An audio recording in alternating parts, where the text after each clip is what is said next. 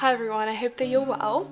Today's video is one that I have been excited to film for a while. I filmed sort of like a mid-year check-in 3 or 4 months ago, in August I think it was. But today I want to film my 2023 journal wrap-up. I have just pulled out my entire stack of books for 2023 and this is what we are left with. It's a lot. These are my Commonplace books, so my journals basically, and I'll go through these last. And then this was a little experiment that I did halfway through the year that I'll talk about in a second. And then we've got planners and memory keeping books. So I'm going to start with planners. I'll kind of just go through kind of the evolution of my system, and then the reason I'm keeping the Commonplace books last is because I asked on Instagram and YouTube if you had any questions about my system, and I did get a few, and I'm going to do like a full flip through of all of my Commonplace books, which I know is going to take a while. So once we get to that bit, I'll just record the whole flip through and then put a voiceover over it of me like answering the questions. So this 2023 was my first year back into physical planning, which was very exciting.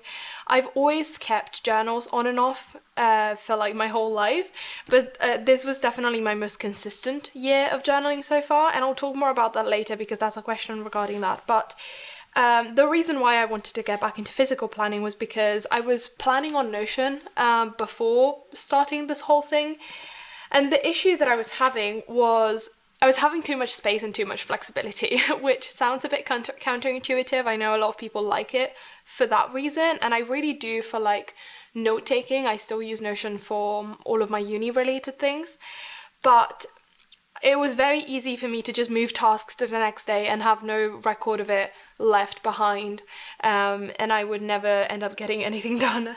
So I felt like I needed a limited physical space to write things down and to be able to see what I completed, what I didn't, and get a better grasp on like my organization in general.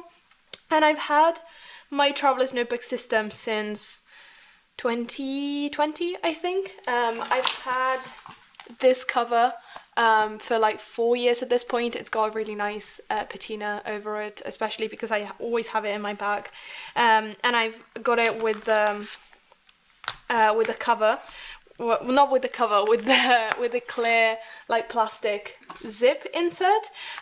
This is very helpful because you can just slide things in. I use this as a pen holder as well when I'm traveling. It's very, very helpful. So I've had this cover for a while, and I've experimented with the Traveler's system a few times, and I've always liked the layout of the Traveler's Notebook Weekly Plus Memo books. I think at this point I knew about Hobonichi, but I wasn't very familiar with it. Like, I knew about the brand, but I never really looked very in depth at their products. And so because I knew that I really liked this kind of layout and I tried it before, I'd never had this particular book, but I was kind of bullet journaling at the time in like just blank or like dotted books, and so I would draw out these layouts all of the time, and I really liked it. So when it came to moving to paper planning, I decided to go with this, and so I picked it up I think midway through January. Yeah, I backfilled this week, and then I started using it properly around the 16th or the 17th. My setup for the thing is very simple, and it's still pretty much identical to what I'm using today. Like, I'll show you what the current week looks like. It's still pretty much the same. I have day-specific tasks on this side, so say I have an appointment on Monday, I'll write it in the Monday section. And then on the right-hand side, I've got a running to-do list. I saw this, I know this is quite a popular kind of type of layout, and I'd seen it before, but I knew Megan Rhiannon was using it in her weeks at the time, I believe, and that's kind of where I got the inspiration from for that, because what I really like about it is the fact that I can first of all have my tasks divided in kind of type. So I have some habits, and then I have uni things, and I have like personal things or like YouTube thing, art things, that kind of all goes together. And you'll see in a while, I've also started mood tracking and I've stuck with that. That's also part of my current system. But what's really nice about it is that I can start a task on one day and not finish it and like keep working on it throughout the week. And I really like that, and I really like being able to see the progression of that. And so I just stuck with that system for pretty much the whole time since then. I did at some point start going back and backfilling the empty spaces with pictures and kind of bits of ephemera, and just, I'll give you a quick flip through. I've also started keeping a to film list on the side. I don't always do this nowadays, but sometimes I will. There are some very short journal entries in here, and I didn't really have any cute stationery when I started this, so I started like buying stickers and having a good time with it. See, this is where I started mood tracking, and I still largely do it the same way. For a while, I was also keeping a separate column for uni things. So mostly what I do is I write down a list of the uni notes that I need to go through on that specific week, and I kind of check them off. These are divided based on subject. I've stopped doing that. I did, when I eventually moved to the weeks, I did keep on doing it, but I haven't done it now that the new school year has started, because I just find it nicer to keep it down here. I've started just doing it down here whenever I need it, rather than taking up so much space on this side. I didn't find it to be such a problem in this book specifically, but in the weeks, because it's a bit smaller, I was finding that having this on the side was taking away a lot of space from like just me being able to write my daily lists, and so that's, you know, I've kind of moved it over for now. And yeah, system largely stayed the same. There are a lot of pictures in here. I don't put pictures anymore in my weekly spreads, but we'll get into that in a second. So when it came to moving to the second half of this book in July, which is this book, I realized that I was also commonplacing alongside this. So I have like my Commonplace journals, which is where everything goes, all of like my thoughts, all of my experiences, all of my documentation goes in there. I realized that I needed, because I was switching out books so often, I average like a month and a half in a Commonplace at this point. I needed to keep some of that information somewhere, and there's no space in these notebooks to put it. There's no like blank pages anywhere. And so when it came to moving to the second half, I decided to instead get a Hobonichi Weeks. I have this without a cover at the moment because my cover and cover is on my current Hobonichi Weeks, because I've moved into my 2024 one already. But in July, I decided to move into this book. Actually, somewhere mid-June, I backfilled this week just to try to figure it out. It was a bit jarring at first because I didn't realize just how much smaller the Weeks is compared to the Traveler's Notebook. Like, it's quite a bit smaller. They're tiny books. Hobonichi books are tiny, and I love it. The paper also took quite a while getting used to. I think at some point I was trying to figure out how to lay things out, so I did like a test page. But largely the system stayed the same. Here is where I was doing the uni column thing, and I kept at it for a while with like my previous summer exam session, but I've not done it this autumn. And then day specific tasks and the weekly running list and mood tracking, and then the filming list. And it's pretty much, again, just stayed the same throughout, which I really like. It's nice to have this kind of consistent system. It's also good. I don't track a lot. Like, I track my mood, but it's just, I don't track it to be able to look back at it. I more track it to have that moment of like check in with myself every day.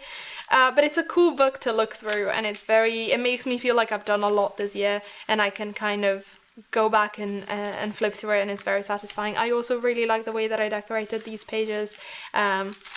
It's been a very helpful book this year. So that's largely, this is November, and then when the new week's book started on the 27th of November, I moved into it. So now I am currently in a 2024 weeks, and again, this is for the new year already, but I'll show you. I've been in here, this is the 4th week. Again, largely the same setup again, same thing. What I was saying before about my notes is this kind of thing. So I've just separated it by topic, and again, I'm just putting down the number of the lecture and crossing it off when it's done. I need to go back and draw this in, I forgot. So that's largely my planner system.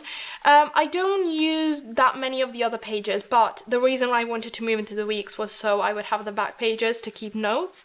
And so while I've by no means used up all of them, I set up an index, did not use that. While I've by no means used all of them, it was very helpful to have these. So I had a painting tracker, I had a summer to-do list, some art ideas. These are all taken from my Commonplace, these as well. A running to film list, which is the kind of thing that I would never know where to write otherwise. And I like to have these with me, not necessarily just on Notion. I don't know, I prefer this. Things to put in my Commonplace, a to-do list for the zine that I was working on. Health tracker, there's a few health trackers in here. Here I was writing about the Hobonichi lineup for 2024 and like keeping notes on which I liked and which I preferred and wanted to get and stuff. Wish lists, there's a couple of those as well. Here's another health tracker. Other to-do lists for uni stuff. More wish list, I think. This is like an updated wish list, and then Inktober zine costs and stuff, trackers, and then here I was figuring out my 2024 week setup, and I basically just wrote down in pencil everything that I needed to remember to move over to the new book. And then I'll get into this in a second. So let's put this on the side. It's difficult to film these in like a very linear matter because all of the journals very much intertwine, but I don't know, I hope this somewhat makes sense. So when I moved to the weeks, I now had an extra Traveler's Notebook Weekly Plus Memo book just empty, sitting around, and I didn't want to waste it. And I thought it'd be nice, because I was starting to keep pictures in the other one, I thought it'd be nice to use this as a memory keeping book instead. So that's what I started doing. I was journaling a tiny bit each day. There's like very little space. There's like 6 or 7 lines per day to write things in, and like a little weekly recap, summary, thoughts, whatever, and some pictures, couple of stickers. Very simple setup, but I was doing this as like a memory keeping. So every week I was just recording what was going on and like cool events that were happening. And I stuck to this for a while, and I really like this.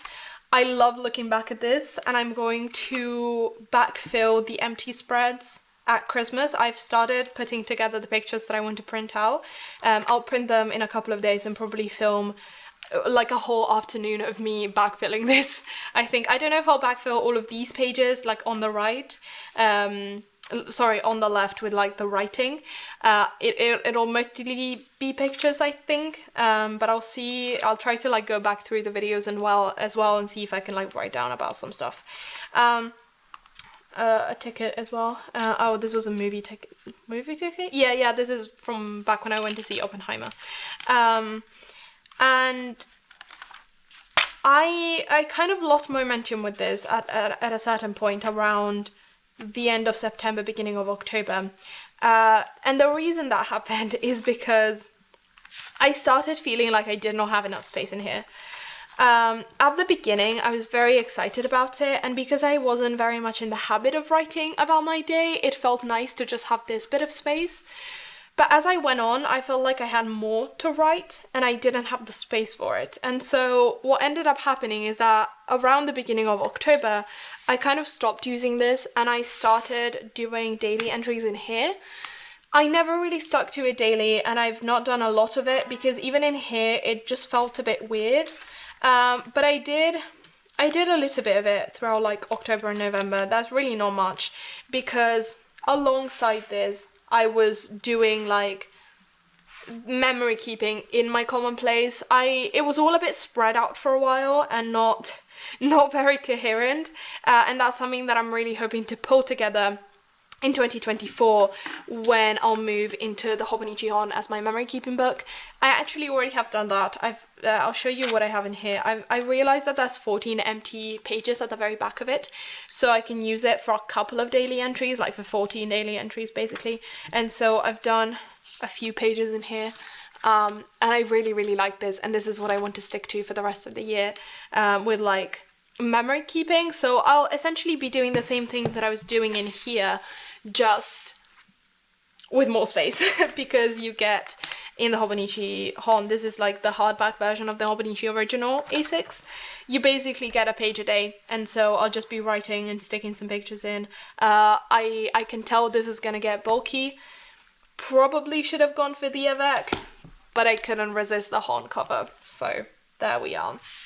And that's kind of where we're at with the memory keeping books. I will backfill this. I've got some bits in here that I want to stick in, but from October through to December, it's pretty much empty. So I'll do that during the Christmas holidays. Couple of other things that I didn't show in here, I think. This is a very chaotic video, guys. I'm very sorry about that. I used my 100 list for music, kind of writing down my songs of the year. I do need to go through and backfill this with my last playlist of the year. And then in the calendars, I just used them as a regular calendar. I was tracking for a while, just some daily habits. This is very helpful during my exam session. What I'm also doing now, and I guess I was doing it back then as well, I'm kind of recording nice days and like important events, but even just like this, I had a picnic lunch with a friend, and I thought that was important enough to record, which it very much is, and so I sometimes go through and like write about those. I highlight my exams in grey or like green, so they stand out a bit more. Sometimes I'll write a bit about like the things that I want to do throughout the month or keep a checklist. Other times I won't. It's very flexible, but it's good to have the calendars. It's very nice. Here is where I was working on the zine, and because I was working on a 40-page zine during a 31 days month, I was keeping track of like how many pages I had to do each day to get to the end. And so I was kind of updating those in pencil as well. And then this is where I moved into this is where I moved into the other book. But towards the end, I just started like penciling things in, and I wasn't decorating it a lot, but you know, that's fine. It was a very, very helpful book, served me very well, and I have stuck to a new weeks for the new year, as I said, having a very good time with that. Before I moved on to my journals, I wanted to show you like a little in-between experiment. So at some point, between September and October apparently, Megan and Rihanna released like a digital version of the Traveler's Notebook layouts that she made, and I thought I would try it just because I think it's like, back when I was bullet journaling, I was trying out a lot of different layouts and a lot of different things all of the time, and I felt like it was very nice to get that different perspective.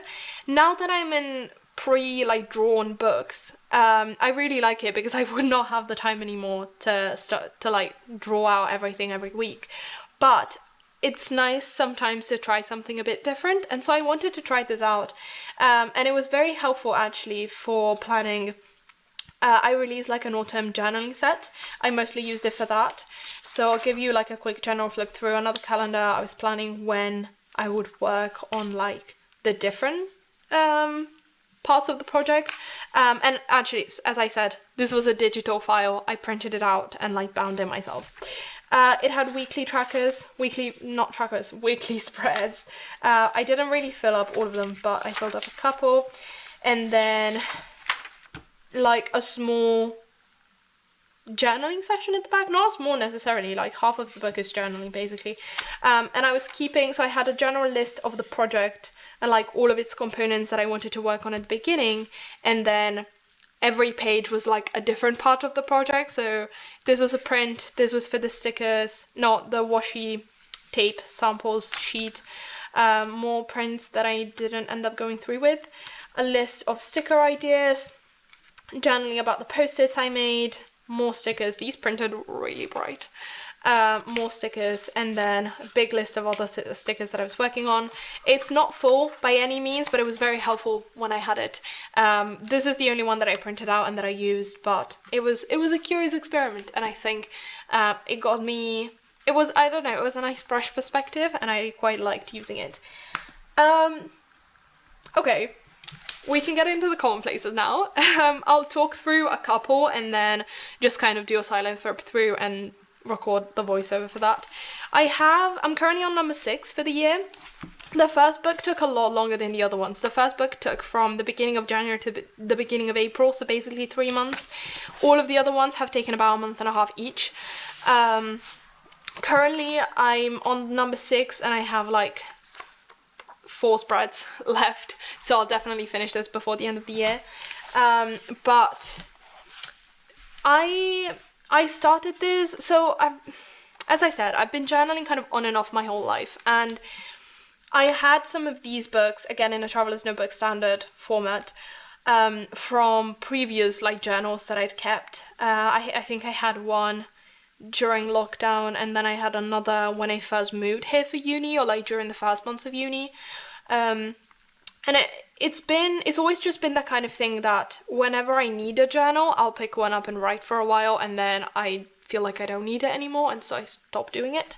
And so I just picked one up, and kind of coincidentally around that time, I started getting more interested in the journaling community, and I think that's what's really helped me then get into a routine with it all. So I started this the week before I started my planner, and so I kind of started them together. I was keeping them together in my TN cover, just kind of very neat, very portable setup. Love that for me. And I was just, it was very loose. It was very just, this is a poem I found in a museum in France, lab film, and like bookshop tickets, not tickets, receipts. And this is from a package that a friend sent me. This is like studying trackers. Here I was working on a zine. It's very random, and the ones that I keep now are a little bit more structured, especially just because they're not blank anymore, they're grid, because I started realizing that these were not neat enough and my writing was a bit all over the place. Like my handwriting is quite neat throughout the book, but it's not spaced out evenly, and that was bothering me. So kind of, this is how I've always journaled pretty much. I've always like printed pictures out of the things that I was doing with friends. I like kept tickets and kept things. I was definitely writing a lot more in here than I have. I feel like I've always kept my writing journals quite separate from my memory keeping journals and like my photos journals. But I kind of started merging them together, and this is the book that I started carrying around with me and journaling in and recording things in for quite a while. And it was really nice. I started tagging things with the sticker dots. Same way I still do now. I've actually got new dots for the new year, so as soon as I'm done with the current Commonplace, I'll switch out the system. I've added one, and I got new ones. Again, times with friends, cat, very important picture to print out. This is a collection on, actually not a collection, this is just I think a piece of an article about nostalgia. More pictures. Here I was like making prints and stuff. And that was the first Commonplace done. And then when it came to kind of replacing it and starting a new one, I just picked up another set of 3 grid notebooks. So these, you can get the Traveler's Notebook ones, they're the same size. I think they don't have the rounded corners. They just got like regular squared corners, but they're pretty much the same thing. These are not Traveler's Notebook inserts. They are from a brand called Wanderings. You can find them both on Etsy and on Amazon. Though I will say the grid ones are really difficult to find on Etsy for some kind of reason. But they're just what I normally get. I get them in packs of 3. They're easier to get for me than the Traveler's Notebook ones. Anyways, when I moved into the new one, I just got a grid notebook, and from there, I've pretty much just been doing the same thing. I kept calendars for a while. This is when I still wasn't in the weeks, and the Traveler's Notebook weekly books don't have like the big squares calendar. They have this kind of calendar, and then they have this kind of calendar, which I was kind of using in the same way, but it doesn't really have a lot of space. So I was keeping these for a while to organize my exam session and my studying. And that's pretty much it in terms of like information, I suppose.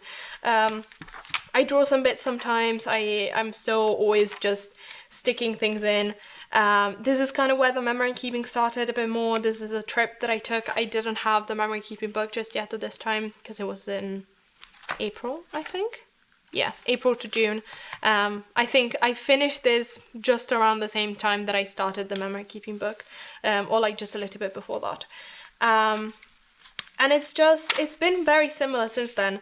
I don't really do the calendars anymore because I have them in the weeks, but outside of that, it's not really changed much. I still write about like the same things, and like write about art ideas and experiences that I've had, and stick pictures in of things that I've been working on. I was keeping a tracker for a while. This is something that we drew on at like the cafe mid-morning with friends. I still collect like quotes and like pieces of writing from places to stick in, song lyrics. There's a bunch of those scattered throughout, and they're really cool to look back on because they're a really comprehensive snapshot of a period of my life. Albeit a very short period for each book, but because it's such a short period for each book, it's a lot of information, and I feel like it's something very similar to the reason why I make videos, to look back on them. And I've always done that. I look back at my videos quite a lot in terms of like the ones that I filmed when I was in England, which was a very different time of my life, and like my last year of high school and all of that. And it's just, I love having these memories and know that they're safe, because they're not very safe in my head. They will be gone in like 3 days if you leave them to me. So yeah, that's kind of just how the system works. For 2024, I have added a very small pocket notebook. I've mentioned that in a recent weekly video. I just keep this for like on-the-go notes, and like everything that used to go in my phone notes that ended up inevitably getting lost now goes in here, and that has been going really well. But otherwise, the setup is just Commonplace, Hobonichi TN for memory keeping, Weeks for planning, and the on-the-go book. And it's a pretty neat little stack, and I really love it. So with that being said, if you have any questions, feel free to leave them below. I am now going to do a proper flip through of the other 4 books. I had lost one. Of the other 4 books, so you can kind of see what I've been doing in them, and I'll answer your questions. So moving on to the Q&A portion of the video, I thought I would start with the shorter questions first, and then move on to a couple of the longer ones. So the first question was, looking through them all, do you have a favourite notebook for this year? And the reason why I wanted to answer this one first is because I think my favourite is the one that I'm currently flipping through on screen. I hadn't stopped to really think about it, but I think both visually and also content-wise, I suppose, this is my favourite one. Close second is my current book. It's not necessarily one that I'm very attached to it, but not in the sense that I don't want to move out of it, more in the sense that I think it's one that I revisit a lot, it's one that I felt very comfortable in, and that's always a really, really good sensation to have in a notebook. But this one specifically, I really, really love, especially visually and aesthetically. I really, really like it. And then another short question was, which planner will you use in 2024 and why? And I have made a couple of videos about my 2024 unboxing and setup of my books, where I talk about my journaling plans in general, so I'll leave those linked for you to check out in more detail. But planner wise, as I said, I'm sticking to the Hobonichi weeks. I've already moved into my 2024 weeks.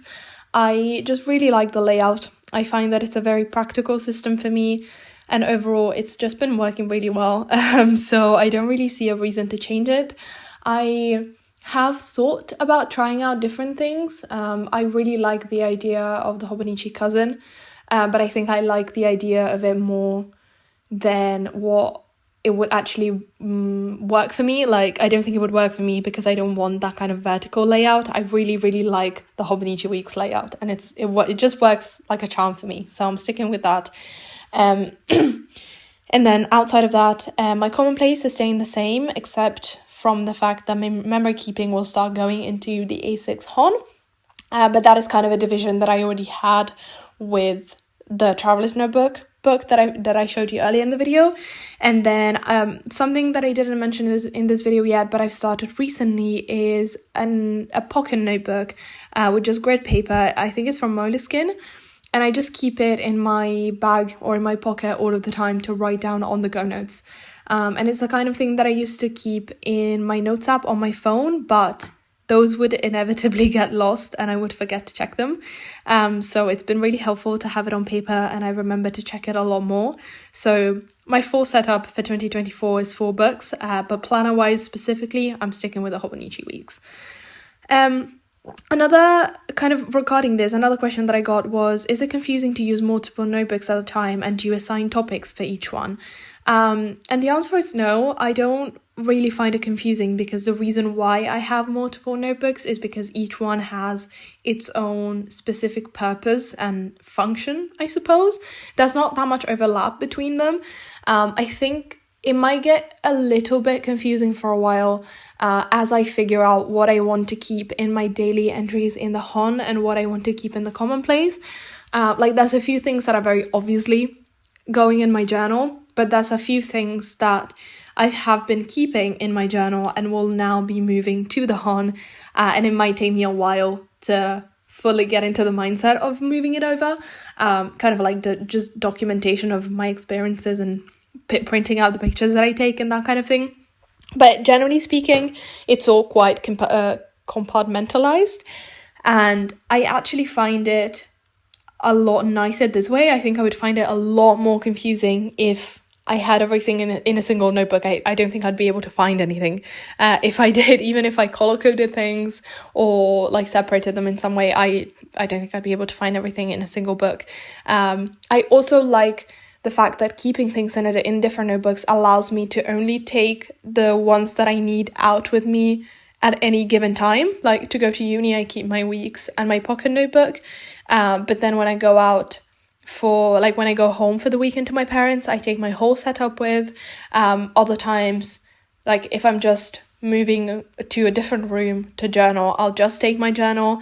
It's really convenient, I find. So I quite like that aspect of it. Topics wise, I don't think it's necessarily a division of topics. Is more, they just have different functions. Like the weeks is for planning, and the journal is for journal entries and things that I copy from different places, like articles and quotes and bits of writing from things that I read from like books and fictions and stuff.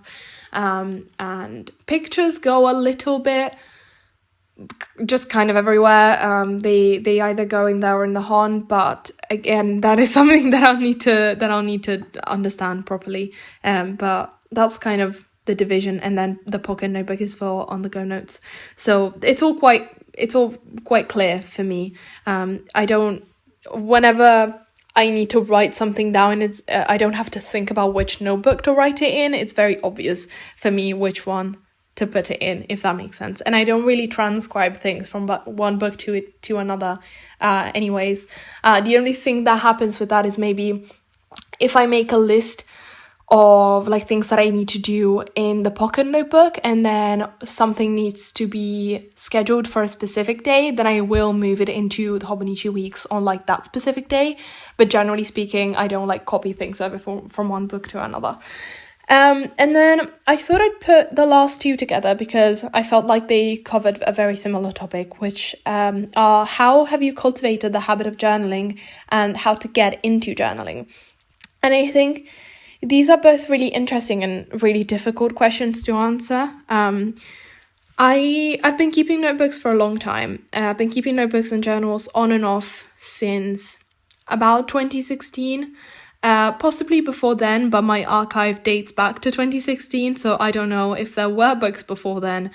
I don't know where they've gone. But relatively consistently, it's been about 7 years now. And so I would have been 14 when keeping some of those first ones. So I've had a lot of change happen over the years since I started journaling and planning. And as a consequence of that, I've had a lot of different systems adapting to my needs at any given time. But I don't think I ever really journaled consistently for such an extended period of time until this year. It was always something that I did when I felt the need for it, and that need would only ever last a few months at the time.